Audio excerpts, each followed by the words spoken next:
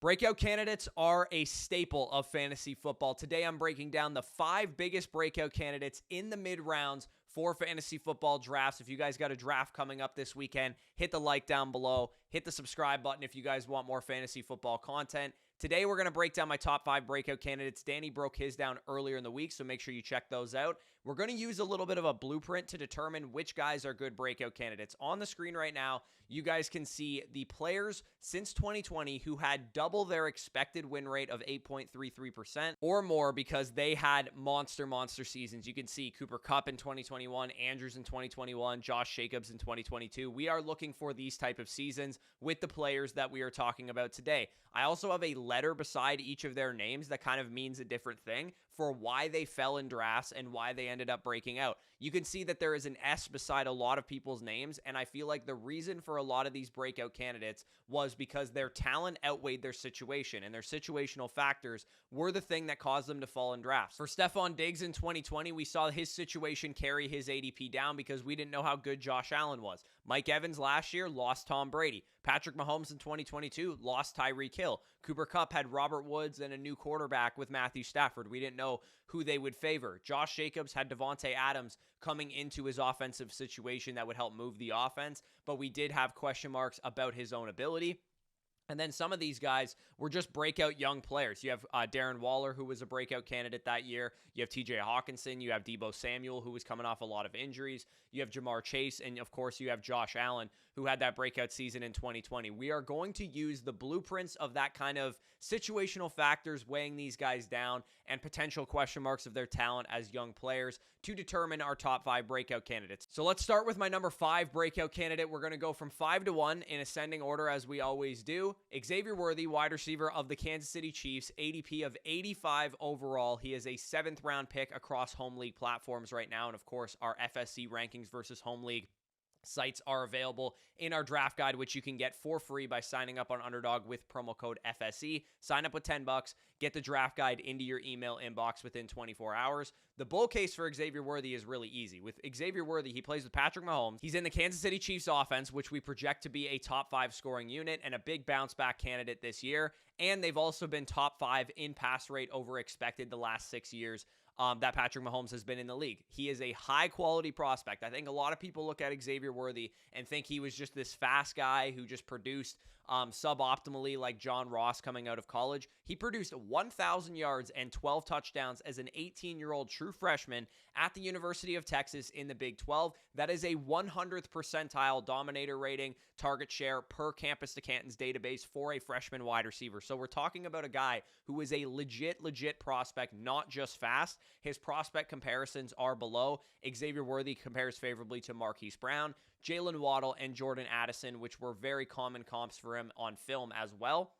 The other targets in Kansas City would also be one of people's major concerns for Xavier Worthy because they have Travis Kelce, because they have Rashee Rice. They also signed Marquise Brown in free agency, and Isaiah Pacheco should be a big part of the offense on the ground.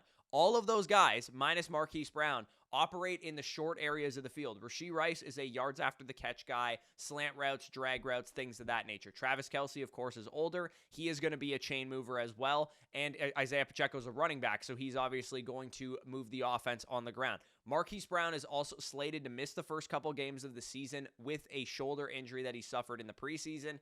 And Xavier Worthy in the preseason has looked absolutely outstanding, posting 3.26 yards per route run in the short time that we've seen him, and a 77.9 PFF receiving grade so far. Sam Sherman tweeted this out the other day, but rookie wide receivers who have earned targets in the preseason have actually been relatively predictive of future fantasy success. Think of guys like Puka Nacua and Tank Dell last year. Were actually good at commanding targets in the preseason, and that carried over to the regular season. Xavier Worthy ranks 4th on that list. He's run 19 routes, and he's commanded a target on 32% of those. Andy Reid and Patrick Mahomes now have the fastest wide receiver in the NFL. I don't think fantasy football should be hard, to be honest. And when you have the fastest wide receiver in the NFL, it opens up the offense for everybody else, making this offense one of the best in the NFL. Just draft Xavier Worthy in round 7 to 8 if he is on the board. I promise you, if this guy was 6 foot, 190 pounds, the Kansas City Chiefs would have never had the opportunity to actually draft him because he would have went in the top 10 of the NFL draft with his speed and with his production. I get that he's small. I get that he looks like he's a little bit frail, but this is the type of offense that I trust to use Xavier Worthy properly. Use him downfield, take advantage of his speed, get him on the field and design touches, and he is an underrated route runner as well. He was one of my favorite prospects in the NFL draft, and I think he has a monster rookie season ahead of him. So next we get into my number 4 breakout candidate, which is Zay Flowers, wide receiver of the Baltimore Ravens, ADP of 51 overall, a 5th-round pick. Such an underrated rookie season because of what Puka Nacua did, because of what Rashee Rice did, because of what Tank Dell did. It kind of gets swept under the rug how good Zay Flowers was as a rookie.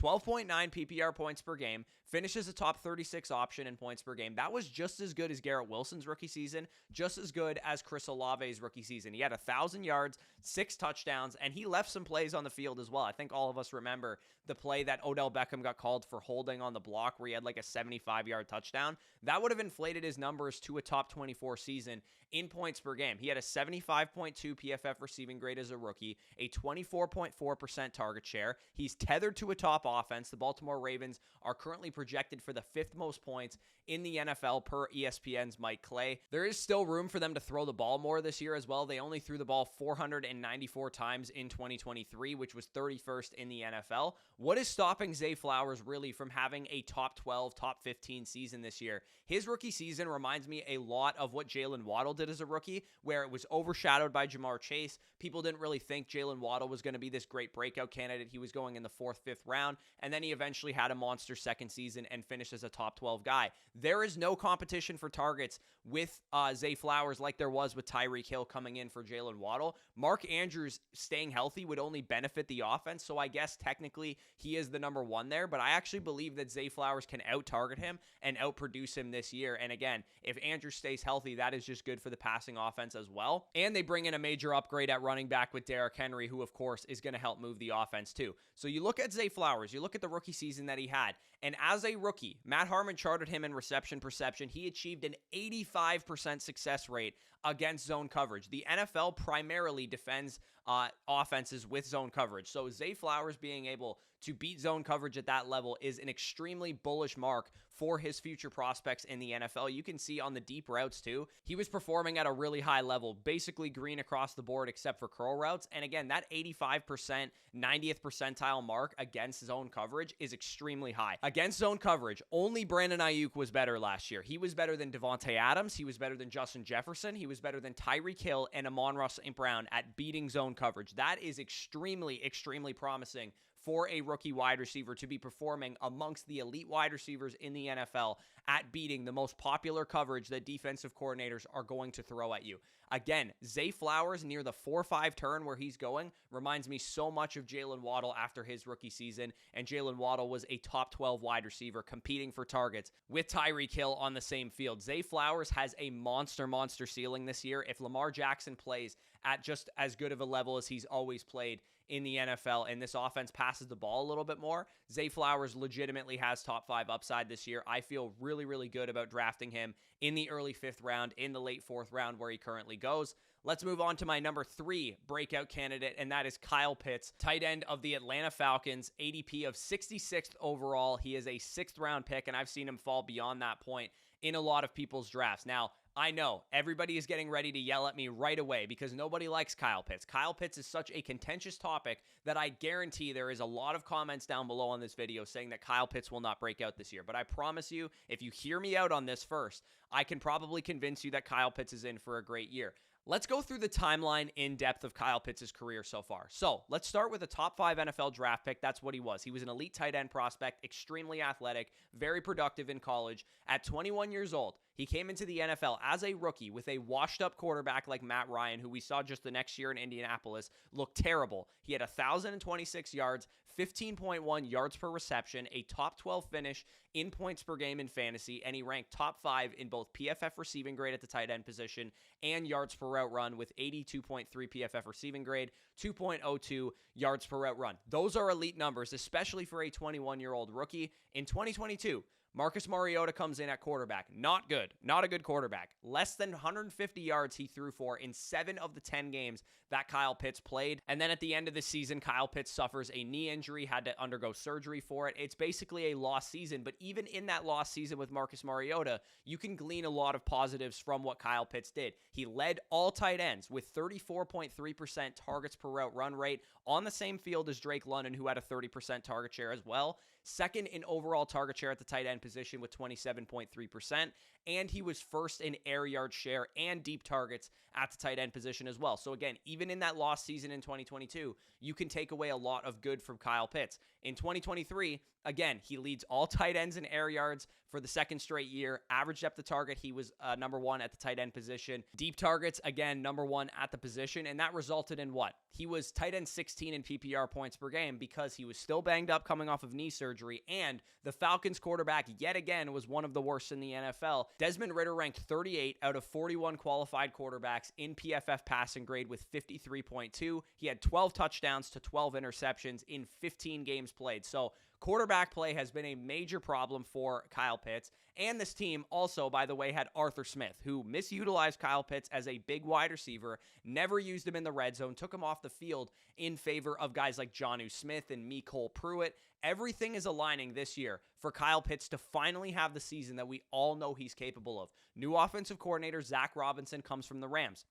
The Rams use Tyler Higbee as a traditional tight end, use their tight ends like they should be used, and Kyle Pitts is set up for that usage as well. The Falcons also have ranked second lowest in pass rate over expected since Kyle Pitts entered the league in 2021. The Rams, conversely, ranked 10th highest in pass rate over expected. Kirk Cousins comes in at quarterback. He has averaged 263 passing yards per game over his career. That is 90 to 100 passing yards per game more than the 2022 Falcons and the 2023 Falcons. And even if Kirk Cousins is not the same because he's coming off of an Achilles, they drafted Michael Penix as a top 10 overall draft pick. Michael Penix led all college quarterbacks in passing yards last year. He led all college quarterbacks in deep pass attempts last year. So he is used to throwing the ball. He is used to throwing it downfield. This is a philosophical change in Atlanta. This will not be the Arthur Smith Falcons anymore. And if you've been in on Kyle Pitts and he's burned you, well, he is about to burn you for a different reason. Because if you're not in on Kyle Pitts this year, I'm telling you, all the stars are aligning for him to finally have the season that we expected. If we wiped all of your memories clean and you didn't know anything about Kyle Pitts after his rookie season, and I told you he was about to be the number 2 in an offense that really only has 2 targets, Drake London and Kyle Pitts, and of course Bijan out of the backfield. Their number 2 receiver is Darnell Mooney. Their number 3 receiver is, I don't even know who. Like, I literally can't even name their number 3 wide receiver right now. It's probably Ray McLeod. Like, it's bad in Atlanta right now. Kyle Pitts is going to be attached to potentially a top 12, top 15 passing offense, even potentially better than that. Would you draft him knowing that the volume is going to be there finally, the quarterback play is going to be there finally, and we saw this dude at 21 years old have a 1,000-yard season, top 5 yards per route run, top 5 PFF receiving grade at the tight end position. And also, too, when you're deciding between Kyle Pitts and Dalton Kincaid, remember that at 21 years old, Kyle Pitts had 1,000 yards in the NFL, and at 21 years old, Dalton Kincaid had 15 yards at Utah in college as a junior. So the difference between these guys is absolutely insurmountable for Dalton Kincaid. Dalton Kincaid is older than Kyle Pitts. He's a full year older than Kyle Pitts, and Kyle Pitts has been in the NFL for 3 NFL seasons and is basically going into a contract year this year. I think Pitts is finally going to have the season that we all know he's been capable of, and I'm very much expecting him to have that season. So don't be scared of Kyle Pitts. In the 5th, 6th round, you're getting a nice discount on the fact that he's burned people in years past. If you want an elite tight end, people get mad at me for using that word for Kyle Pitts, but I do believe he has elite upside this year, and his floor should be a lot higher because of the pass volume, because of the quarterback play. Number 2 breakout candidate for me on the list is Javonte Williams, currently ADP of 95 overall, going off the board in the 8th round. You want pieces of this Denver Broncos backfield. Sean Payton had the Broncos running backs RB6 in overall fantasy points last year. I know it was spread out between Javonte, between Jaleel McLaughlin, and between Samaje Perine last year, but my bet is, especially at this price tag, I am super in on Javonte Williams regaining his job. Let's go through the timeline of events with Javonte Williams. May 13th. Head coach Sean Payton says, we will go by what we see when talking about how the running back core would shake out. Then we get to July 20th. An outlandish Denver Broncos beat reporter drops a hammer on Javonte Williams and says that he might be on the roster bubble. If you read the article, Javonte Williams was never on the roster bubble. This was simply a beat reporter speculating that because he was inefficient in 2023, the team might move on from him. And that is completely outlandish. There was absolutely no basis for that take. The beat reporter basically just looked at his stats last year and said he might be on the bubble because he wasn't good last year. And we all knew that as fantasy players. We knew that Javonte Williams wasn't the same player 1 year removed from a multi-ligament ACL tear. Then we get to July 24th, just a couple days later. Javonte Williams gets praised by head coach Sean Payton because he shedded 11 pounds of his body weight, getting back to the size that he played at the University of North Carolina. And apparently Sean Payton basically challenged him, can you be this back that I saw at UNC, who was absolutely dominant, who basically broke the PFF record in breaking tackles and making people miss? He told him, get back to this size. This is the running back I want to have. And Javonte Williams was up for the challenge, so he shedded the weight. August 1st, Javonte Williams looks like a completely different player according to head coach Sean Payton, and in the preseason, he has been the lead back. He has been the type of guy. He looks a lot better as well. Javonte Williams in week 1 of the preseason played 9 of the total 12 snaps, only coming off the field in long down and distance situations. In week 2 of the preseason, Javonte Williams took most of the first 2 drives and only came off the field in long down and distance situations as well. So Jaleel McLaughlin, he is going to be involved in this offense. Samaje Perine was cut a few days ago, so we don't have to worry about him. Audric Estime, the 5th round rookie that they drafted, is Javonte Williams' backup by all indications. First off, let me address this. Why do I care? Javonte Williams plays for the Broncos. They're not expected to be a great offense. Again, I care because Sean Payton is a running back kingmaker, and Javonte Williams, before his ACL tear, was a very good running back. He was a great breakout candidate that I was all in on coming into the 2022 season. He had a multi-ligament ACL surgery. It completely wiped his 2022 year and his 2023 year, as we know from guys like J.K. Dobbins who have suffered similar injuries. Last year, 1 year removed from that injury, he played all of the games. He had 275 opportunities, 58 targets, 217 carries. He was number 15 in the NFL at running back in weighted opportunity share. So we know that Sean Payton is capable of giving this guy a big workload.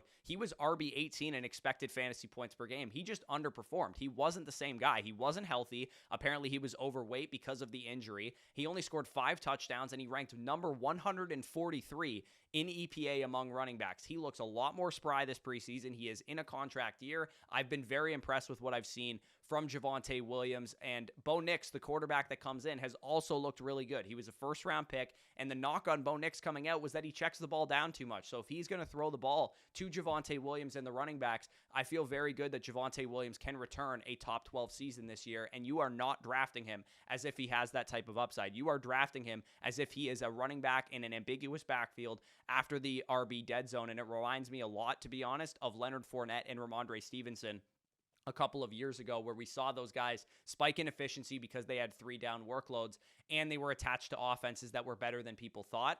Samaje Perine's gone. We don't have to worry about him. Jaleel McLaughlin is 180 pounds. He is not going to command a big-time workload. He'll probably mix in 30-40% of the snaps at most. Javonte Williams is going to be the goal line back. Javonte Williams can run routes, can catch passes, and will get the majority of the carries at his size with his pedigree. Broncos quietly had the 4th highest ranked offensive line in run blocking last year too, so it is a good offensive line to run behind. This reminds me a lot of 2022 Josh Jacobs, 2022 Miles Sanders, where in a contract year, we saw that monster breakout season that we've been finally waiting for. In our Flock League, I drafted Devon Achane in the 2nd round for my hero RB. Didn't draft another running back until round 8, where I took Javonte Williams, and I feel really, really good about his projection this year at the price tag that you're getting it.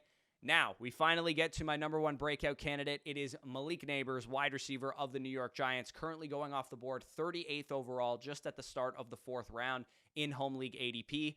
Let's talk about narrative dragging somebody down. Everybody knows why Malik Nabers is not going higher. It's because the Giants stink, right? Daniel Jones sucks. The Giants suck. But literally just watch Malik Nabers play. Honestly, like, go back to his college tape, go back to his preseason games. This kid is a superstar. You can tell it easily. It's clear as day, in my opinion, that you watch this guy play and he is going to be a superstar receiver in the NFL. He had a pristine prospect profile, the 2nd best prospect in the FSC prospect model since the year 2016, posting a perfect prospect profile, in my opinion. When you talk about drawing up a prospect in a lab, you want an early declare who gets better every single year. He checks that box. You want a guy who had a monster breakout season as a junior. He checks that box. You want a guy with elite athleticism who played in a Power 5 conference, particularly in the SEC. Malik Nabers checks literally every single box. 89 catches, 1,568 yards, 14 touchdowns in the SEC last year on the same field with Brian Thomas Jr., who the Jacksonville Jaguars also selected in the first round. And he commanded a 30% target share, led all wide receivers in PFF receiving grade in the NCAA last year with a 93.1 PFF receiving grade, led all Power 5 wide receivers with 3.64 yards per route run. According to our prospect model, he is as good, if not better, than Jamar Chase as a prospect. He just happened to go to a worse situation. He is already making absurd catches in preseason games. I don't know if you guys have been watching, but he's mossing dudes. He's constantly open, literally every single play. The Giants literally unretired a Pro Football Hall of Famer's number so that Malik Nabers could wear number 1. That does not happen unless you already know that this kid's going to be a superstar. All the beat reporters are saying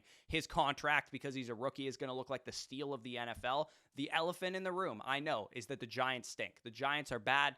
Daniel Jones is a terrible quarterback. They are currently projected for the 32nd most points in the NFL. And if you guys are doing the math at home, there's only 32 teams. So they are projected to be one of the worst offenses in the league. Here's why I'm optimistic. I don't actually think they will be one of the worst offenses in the league. They might be a bad team and only win 5, 6, 7 games. But the 2022 New York Giants, just 2 years ago, were 16th in points per game, 12th in EPA per dropback, 18th in total yards. Brian Daboll won Coach of the Year. Daniel Jones led the NFL in adjusted completion percentage. So if there's anything he can do, he can get Malik Nabers the ball accurately. The leading target earner of the team was their running back, Saquon Barkley, with 76 targets. They had Darius Slayton, Richie James, and Isaiah Hodgins as their number 1, 2, and 3 receivers. With Malik Nabers, Jalen Hyatt, and Wan'Dale Robinson, that bumps all of those guys down the pecking order. Isaiah Hodgins didn't even make the roster. Darius Slayton is the wide receiver 4 on the Giants right now.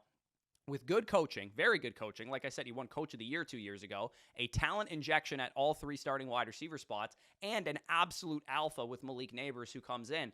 Think about the biggest surprise teams last year. The biggest surprise teams, according to Vegas projections, were the Rams, the Buccaneers, the Colts, and the Texans, right? All of these teams were expected to be really bad, but why weren't they bad?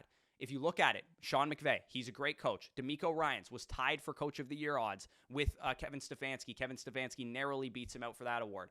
Todd Bowles and Dave Canales, good coaching staff. Shane Steichen, very good coaching staff. They lost their starting quarterback, and they still overperformed expectations. Well-coached teams can overperform. And Brian Daboll is a really, really good coach, especially when you think about the previous year. What happened to the 2023 Giants? Their starting quarterback tore his ACL after 6 games. They started Tommy DeVito, an undrafted free agent who lived at his mom's house, as the starting quarterback of this team. There was so much wrong with the 2023 Giants, and I don't think that the 2024 Giants will win 10 games next year. I think they will be a solid, average offense like the Indianapolis Colts were.